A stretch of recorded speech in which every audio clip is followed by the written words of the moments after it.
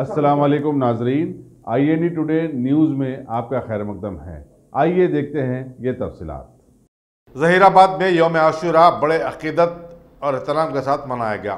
तकिया दरगाह हज़रत बुरहान अली शाह रहमतुल्लाह अलैह में हज़रत जुल्फ़िकार अली और हज़रत हुसैनी बादशाह ने हर साल की तरह अलम मुबारक को ठंडा करने की रस्म अंजाम दी। सज्जाद नशीन व मुतवली सैयद नज़ीर शाह की निगरानी में मेले का एहतमाम किया गया था। दरगाह कमेटी के नायब सदर Syed Iqbal, secretary Syed Zamiruddin, joint secretary Syed Mumtaz Pasha और रुकन शहजोर ने इंतजामात में बढ़ चढ़ कर हिस्सा लिया। मुतवली सैयद नज़ीर शाह ने बल्दिया और पुलिस के अलावा वार्ड काउंसलर मोहम्मद जहांगीर का उनके ताउन पर शुक्रिया अदा किया।